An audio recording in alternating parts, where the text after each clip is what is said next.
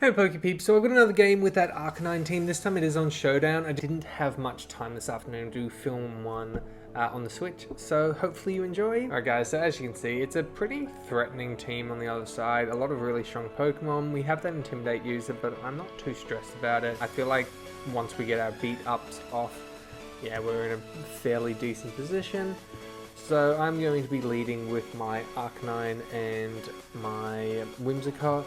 He's leading with his Rillaboom and Incineroar, so he does get his Intimidate off here and go for a Fake Out onto both Pokemon. I'm going to Dynamax straight away and go for a Max Flare into the Rillaboom.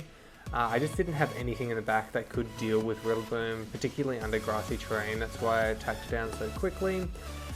Here, I'm not too worried about the Rillaboom now. I'm pretty confident that anything I have can take that out. So I'm going to go for the beat up into the Aracnine and then just go for a Max Strike onto the Incineroar, doing an absolute ton of damage and lowering both Pokemon's speed.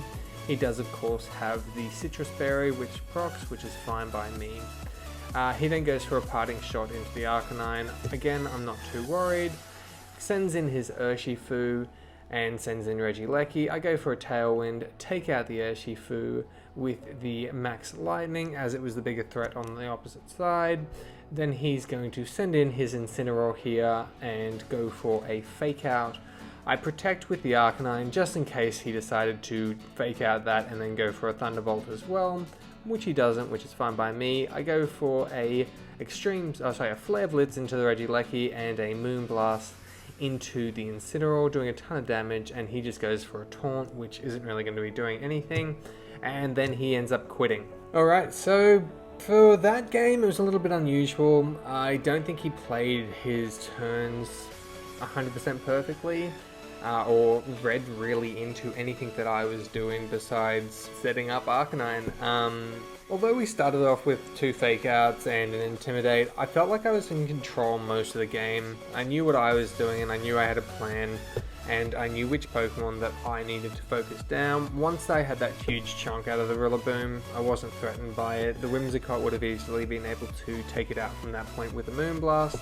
Incineroar at this point could have been taken out by any attack.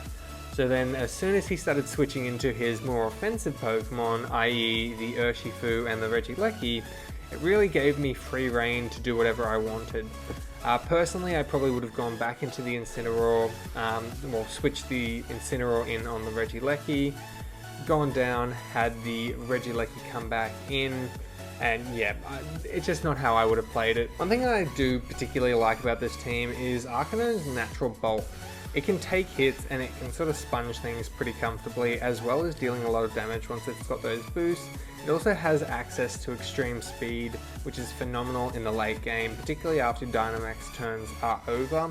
You can almost guaranteed get a hit off on something. It might not necessarily be the strongest of the hits, but it still does a ton. Alright guys, that's it for today's video. Hopefully you enjoyed. If you did, please leave a like, comment, and subscribe for more content.